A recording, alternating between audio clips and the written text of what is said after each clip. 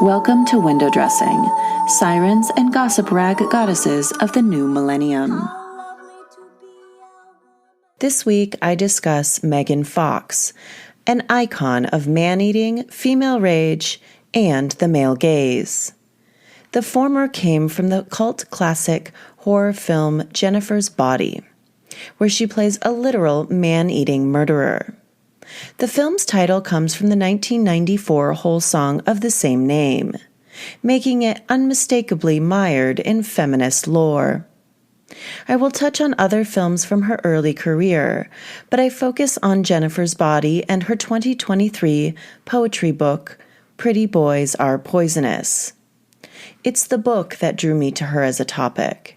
It's really beautiful, and it helped me put my own experience with bad men into a greater cultural context. If you haven't read it, I recommend buying it and reading it regularly. It's also available in an audio version that she narrates.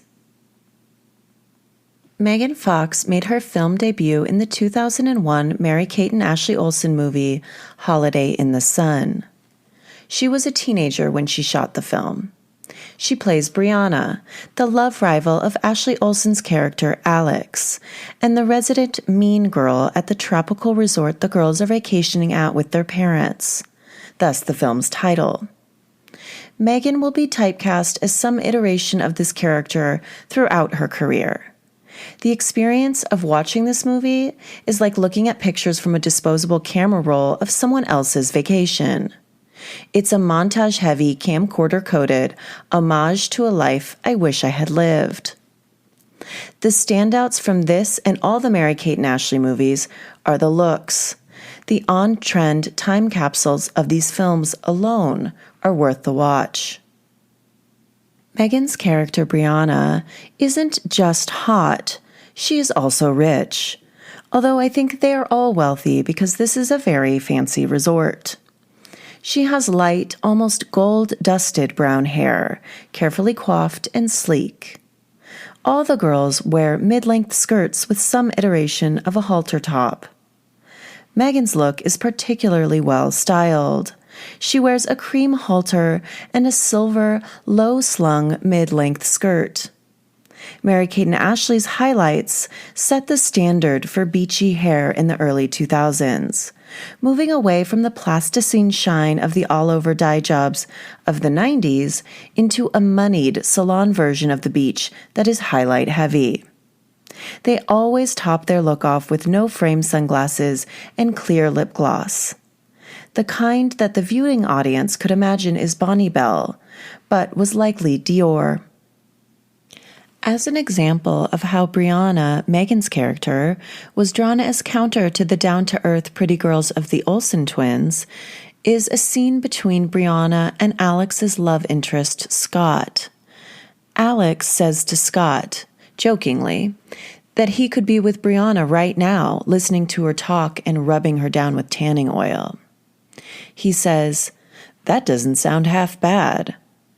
Alex says, "Hey," but laughingly.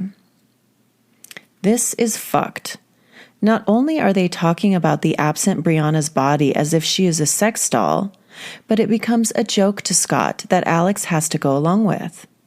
Alex is supposed to accept that Scott wants to fuck Brianna, but decided to choose brains over just looks in pursuit of Alex instead. Not only does this alienate the girls from each other, it also adds to a culture of putting pretty girls down if they become threatening, or even worse, the suggestion that they are deserving of chauvinistic, sexist jokes about their bodies behind their backs. So I ask you, is Brianna the mean girl, or is Alex? Or are they both living in a world where the rules were crafted by and for the patriarchy? Hint, it's the latter. Let's hope that when these fictitious girls grow up, they stop playing for the boys' team and start having each other's back. Unfortunately, we all know those women and girls who are more interested in being one of the boys than doing what's right. I can think of several that I know personally who have taken this prepubescent play acting into adulthood. Duplicitous behavior that borders on Ghislaine Maxwell level of devotion to a man who harmed her and other women. Those women know exactly who they are. Megan made her name in the Transformers franchise. These movies are based on the 1984 toy and directed by notorious man-child Michael Bay. This is where she earned the moniker of the sexiest woman alive. Megan was marketed to teenage boys as a hot girl who acts in service of the patriarchy, even and perhaps especially to her detriment. Her character in Transformers and Transformers Revenge of the Fallen from 2007 and 2009 is a daddy's girl named Michaela. She has a criminal record for refusing to turn her literal daddy into the cops. I hate these movies so much, but I watched them to get a grounding in Megan's early career. The premise is too boring to explain in detail, but basically, Megan is the hot girl dating the jock who ditches him for the nerd. Together, they discover an alien race that is actually just 1984 toy robots. These robots turn into, or transform, into cars, making these movies a car culture classic of American boyhood. Megan is basically treated as a sidekick sex doll who eats pizza and rides a motorcycle. The nerd named Sam, played by Shia LaBeouf, essentially is a feckless mama's boy with a spray tan. In the second film, Sean goes off to college and has to ward off the sexual advances of a hot blonde, while Michaela waits alone for him to call her. Turns out the hot blonde is to blame, not Sam. Surprise, surprise, she isn't simply a sexy siren, but an animatronic sex alien who takes all the blame for Sam's roving eye and inability to draw and hold boundaries. It is interesting how much of this chauvinism and the collective reveling in it landed on Megan's shoulders at this time. She was dragged in the press. They called her a slut, fake, talentless. It goes on and on. One quote that Alex Cooper brought up in Megan's 2024 interview on the podcast Call Her Daddy describes Megan as a, quote, screensaver on a teenage boy's laptop. This is the kind of bullshit that made her leave the industry for nearly a decade. She married Brian Austin Green of 90210 fame in 2010. She was in her early 20s. She had been dating him since she was 18 years old. He was 31. They have 3 children together. They divorced in 2022. She is now pregnant with her 4th child, with Machine Gun Kelly, rapper turned alt singer. Their relationship has been branded publicly as the epitome of toxic. It seems to me that toxic is a label we put on a relationship when a woman is being abused, but we are unwilling to blame the man. If we say toxic instead of abusive, the woman shares the blame. I don't know the specifics of their relationship, so I'll just leave it at that. I do know that it looks romantic to me, but there is my fatal flaw. Like Megan, my romanticism borders on masochism. Sometimes, I think just being a woman borders on masochism in our culture. I also want to be clear that I don't blame Megan for being treated badly by men, and I try not to blame myself for the same. Megan was sold early on as a guy's girl, hot but cool, and therefore not like other women.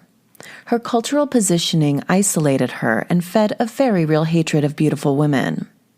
She ascribed to the power source of beauty with a joy that is akin to Pamela Anderson's take on being a sex symbol. In other words, it's uniquely femme and fun. She has been very public about her plastic surgery, most notably her breasts and nose. She has said that taking ownership over her body in this way has given her confidence and helped her feel more at ease in her skin. It's ironic that in an effort to feel like herself, others have dehumanized her. Fuck this bullshit. Men don't get to create a beauty standard and then be mad at women for ascribing to it and taking ownership over it. The sharp-edged tightrope we are made to balance upon in culture never ceases to amaze me. Megan has whimsy in her soul that goes way beyond a hot body. Her candy-colored hair and rhinestone clips that read, "fuck off," signal a fairy princess to me, not a sex doll. The 2009 Karen Kusama film, Jennifer's Body, comes the closest to capturing what is interesting and beautiful about Megan. It was a breakthrough for feminist horror and has enjoyed many resurgences in popularity since its original release date. Classic horror tropes drive the story. It still pits the good girl Anita, or Needy as she is nicknamed in the movie, played by Amanda Seyfried, against the bad, sexy girl Jennifer, played by Megan Fox. But we are going to take what we can get and examine the more joyful moments of man-eating in this film. The story captures and satirizes a particular time in culture, MySpace music, specifically male-centric alt-pop rock bands. This is the time when every other guy was in some bullshit band with floppy hair and whiny music. A combination of scenesters and hipsters filled the streets with poppy alt-rock, pretending to be different than the traditional man because of the counterculture signaling. Of course, we know that most people, especially men, hate women, regardless of the virtue signaling of the music or art they engage in. I would point to Charles Manson as the first casual example that comes to my mind. Jennifer and Needy have been friends since childhood. There is an unrequited love between them, driven by Needy.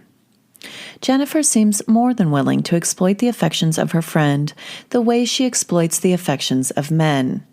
More power to her. But generally, she has a code against hurting women, especially Needy. The girls get into some trouble when they go to their local dive bar, Melody Lane, in their local town, Devil's Kettle, to see the band Low Shoulder. This movie has some brilliant writing, thanks to screenwriter Diablo Cody. Needy and Jen show up at the hole-in-the-wall bar filled with rapey men and several of their classmates. Jen swoons over the lead singer of the band, Nikolai. She offers to get them both a drink. Nikolai asks what they are drinking. Jennifer says, "They have this really awesome 9/11 tribute shooter. It's red, white, and blue, but you have to drink it fast or it turns brownish." While Jen is away getting patriotic shots in post-terrorism small-town America, Needy is playing pinball in a scene that is reminiscent of the 1988 Jodie Foster rape film, The Accused. She overhears the boys discuss the virginity of Jen, guessing that she is a virgin because, and I quote, "there's always that girl. They like to show it off, but they don't give it up." This rapey, "what are you wearing" type of quote might be a good time to discuss Jennifer's look this evening. She is wearing a bomber jacket with a furred hood, a short denim skirt, red lace tights, which we all wore at this time, wooden-heeled Chelsea boots, cherry-bombed glossed lips, and shiny black hair. When the band breaks out into song, Jennifer stands close to the stage with Needy's hand in hers. She stares with such wild lust at Nikolai that a fire breaks out in the bar. I'm skittish to talk about fires right now, considering what we are all going through in LA, so I will skip over the carnage and end up outside of the burnt-down bar with Jennifer and Needy safe-ish. Jen is in a trance-like state brought on by her overpowering lust, and as a typical false flag good guy, Nikolai swoops in and brings Jen to his van. They take off, leaving Needy behind. Needy describes Nikolai in similar terms that Megan describes an abuser in her real life 14 years later in her book, Pretty Boys Are Poisonous. Needy says, "He was skinny and twisted and evil, like this petrified tree I saw as a child." Megan wrote about an unnamed man. "There he stands, tall, thin, twisted, like a tree you'd find in Sleepy Hollow, refusing to grow toward the light. Instead, he bends to the shadows. Hide, hide, hide the truth at any cost. Let her beg, let her cry, let her wither. He's happy being sad, so it doesn't matter anyways. The words, let her beg, let her cry, let her wither, strike a particularly familiar chord with me. It's a different kind of abuse than rape or physical violence, but it has the same result. When Needy gets home, she calls her boyfriend Chip, who dismisses her concerns about Jennifer being kidnapped and potentially raped. He doesn't like Jennifer and apparently thinks she was asking for it. Isn't it funny how the good guy still hates women, especially the powerful ones? He does ask Needy if she got the make and model of the van. She says, "I don't know, Chip, an '89 rapist?"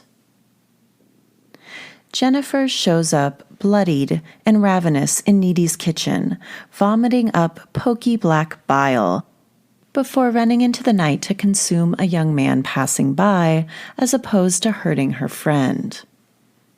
The next day at school, Needy is staring off into the distance, frozen and traumatized. Her classmates discuss the fire and her state under their breaths.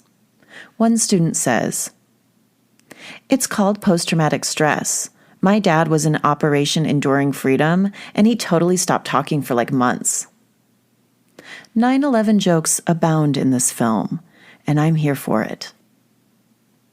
When Jen gets to school, she is practically glowing. She looks beautiful and is very uninterested in discussing the black bile or the fire from the night before. This is a fun precursor to The Substance, also directed by a woman. It highlights the particular brutality associated with beauty and womanhood in American culture. Would you eat men alive for shinier hair and fuller lips? Personally, I'd probably do it for Dior lip gloss and a blowout. Jen quickly targets a giant jock to get her next beauty fix and ravishes him outside of school behind the baseball or football field or whatever. She positively radiates post-meal. Low Shoulder is being lauded as small-town, big-time rock and roll heroes for saving people from the fire. Their song, Through the Trees, has become the anthem of mourning for the country. On a satiated high, Jennifer walks through school wearing low-rise jeans, a knit tight zip-up hoodie with hearts on it, and matching heart earrings. Her hair shines, and so do her lips as she struts through the halls of high school. This movie has a real 1988 Heathers vibe, if Christian Slater was Megan Fox and flip phones were Slurpees. When Jennifer is hungry, her hair is lackluster and her skin is broken out. She looks sallow and worse for the wear. Needy notices Jen's less than gorgeous appearance and asks, "Are you PMSing or something?" Jennifer says, "PMS isn't real, Needy. It was invented by the boy-run media to make us look crazy." She's a feminist icon. Jen deflects a date invite from alt-goth kid Colin until she finds out that Needy likes him. Then she not only accepts, but asks him to meet her at her house. She suggests that they watch Aquamarine. For those of you who didn't see Aquamarine in the theaters when it came out in 2006, it had a similar vibe to the 2001 Britney Spears movie Crossroads, except it's about mermaids. I don't actually remember the story, but I do remember seeing it because I was robbed by a gang of 12-year-olds on my way home after the movie. I saw it in San Francisco, and I took the 22 Fillmore bus back home to the Mission and fell victim to a group of kids who pulled the cord, grabbed my purse, and took off running. I chased them through the streets wearing stacked heeled boots and a terry cloth onesie with the shortest shorts you have ever seen. What I wouldn't do to go back to 2006. She eats Colin alive, literally. As a side note, it isn't uncommon for a girl to go after her friend's crush, not just as a way to manipulate and grab power, but also as an ill-advised attempt to get closer to her friend. It's a strange thing that happens when a woman feels powerless, but has been taught that her only asset is her sex appeal.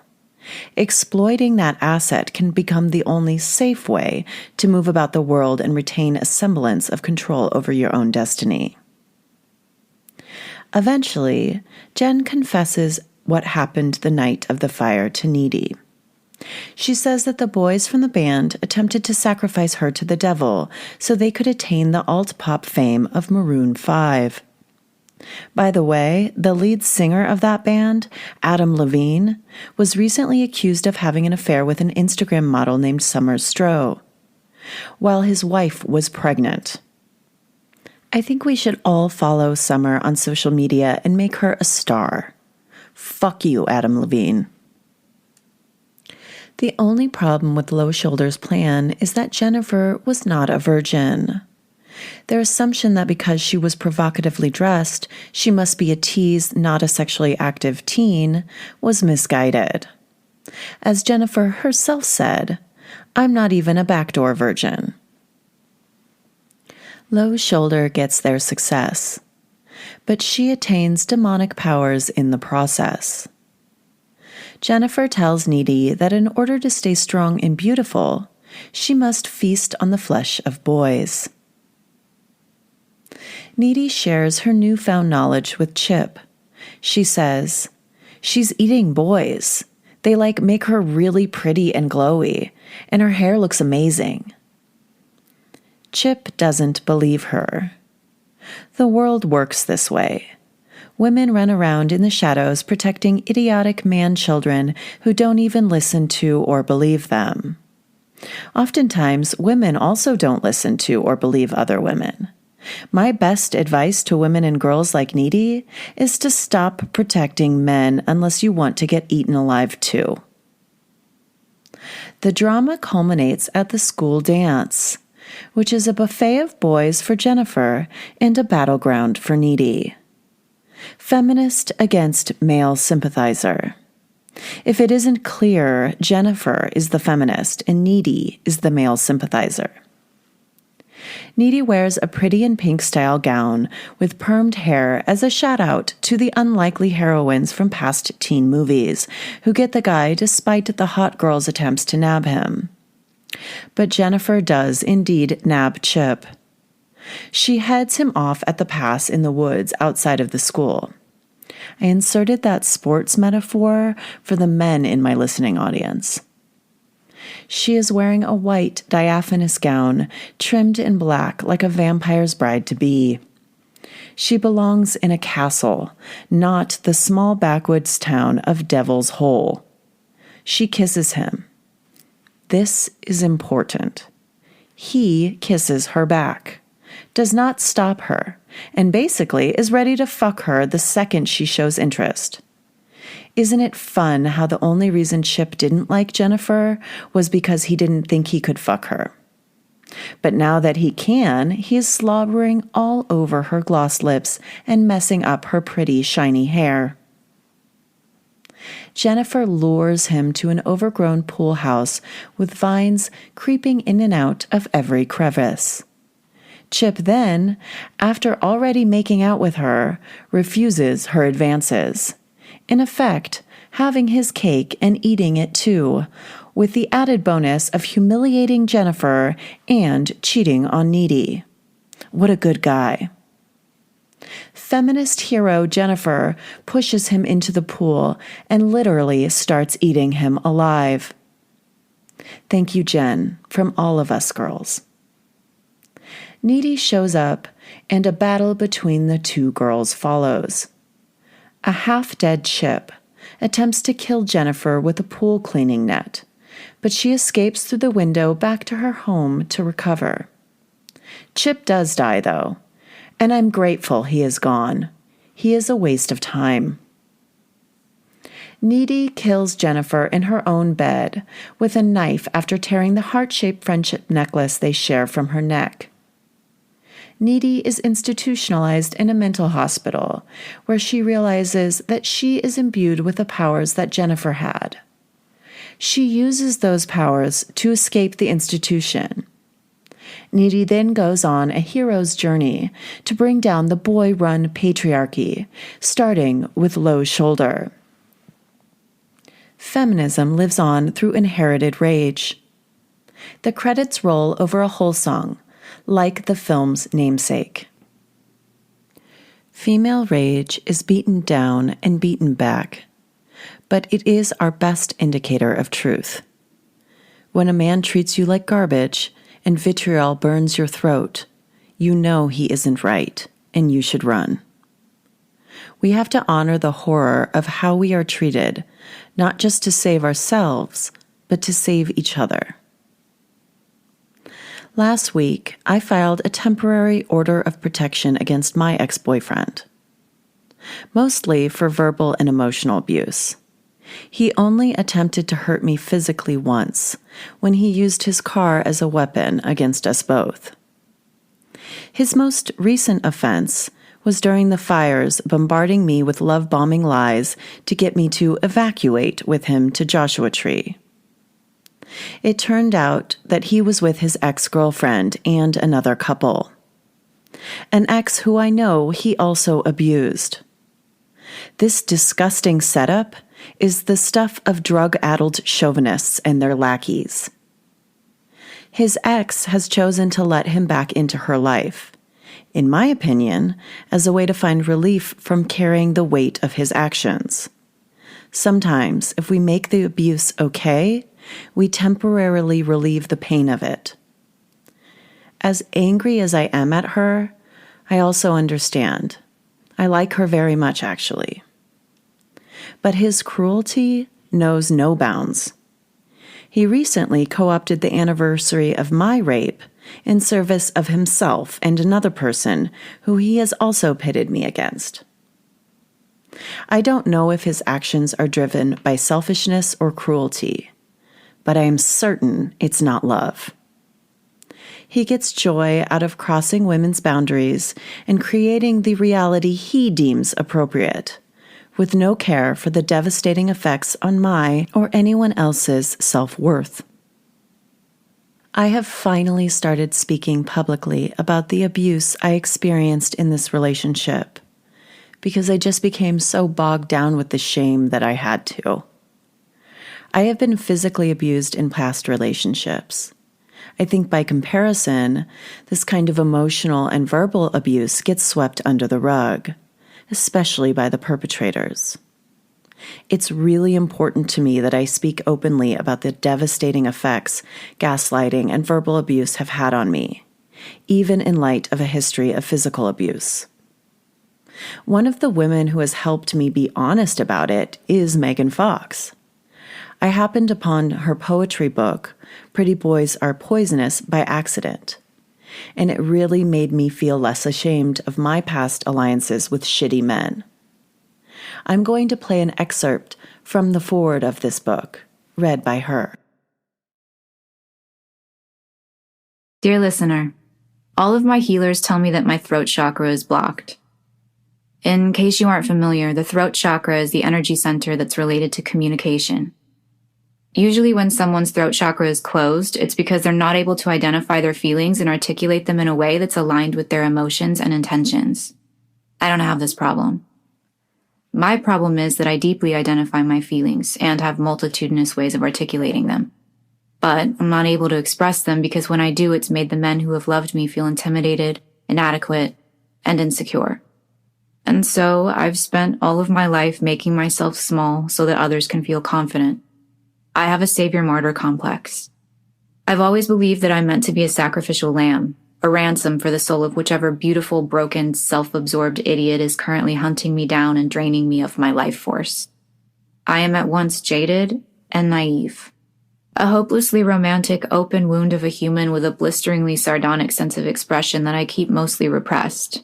Except for the rare red carpet moments or interviews when these observations kamikaze themselves from my mouth because I can't bear the weight of the artifice anymore.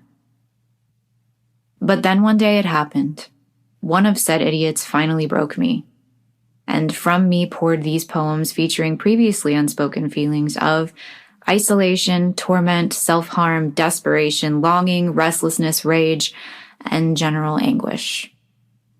These are the experiences of many of us that I now give voice to in these poems.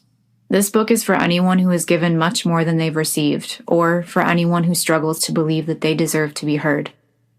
This book is also for me, because fuck, I deserve better. Love, Megan. One of the poems that highlights Megan's blend of wit and romanticism is called I Would Die for You. Oh, JK, LOL. If Romeo and Juliet had lived long enough, maybe they too would have gotten to the point where Romeo was so numb to her that he would rather read Twitter in bed than fuck.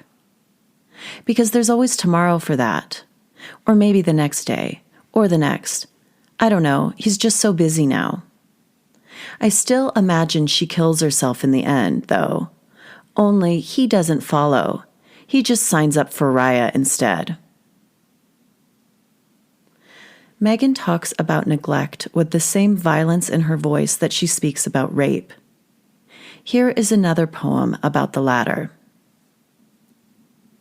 You can beg, you can cry, you can plead, you can reason, you can bribe, you can seduce, you can fight, you can surrender, but you can never outrun the wolves.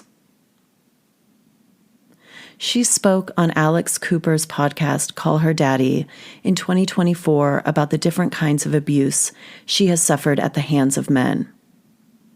She said that her memory of emotional abuse feels closer to her than her memory of physical abuse. As someone who has also been physically abused as well as verbally and emotionally, I know what she means. The physical abuse fades, but the emotional abuse becomes part of you. That is not to take away from physical abuse at all, but to lend the deserved weight to emotional and verbal abuse. Megan Fox is now pregnant with Machine Gun Kelly's child. It will be her fourth. She is already a mother of 3 boys, and to be honest, there isn't a better woman out there to mother male children. Those boys won't grow up to be men that hurt women. They won't call any girl a cunt, or scream while she cries on the floor. They won't co-opt that woman's rape, or ensnare her in a battle with past lovers. They won't dismiss and humiliate her, or threaten to punch her in the face. Those boys will be good, because the depth of her capacity to love was not damaged by the men who didn't value her. I am grateful Megan has used her voice to speak her truth. I can't wait for the day when women use their life force to say the truth and make men bear it, as opposed to working to uphold their poisonous fairy tales. I'm going to end this episode with one last poem by Megan. I dedicate this to my ex-boyfriend. If I had a nickel for every time you showed up for me, I would have exactly 0 nickels. But I know I've earned a mansion in heaven for all the times I forgave you for calling me a stupid cunt. 70 times 7. Thank you for listening to Window Dressing, Sirens and Gossip Rag Goddesses of the New Millennium. Please rate and subscribe to this podcast wherever you are listening. If you are in a position to donate your time or money to the recovery effort in Los Angeles, I will provide links to organizations accepting help in my show notes. Also, for anyone in the LA area, please, please, please get a shower filter, an air filter, and don't drink the water. I'm Madeline Jane Auble.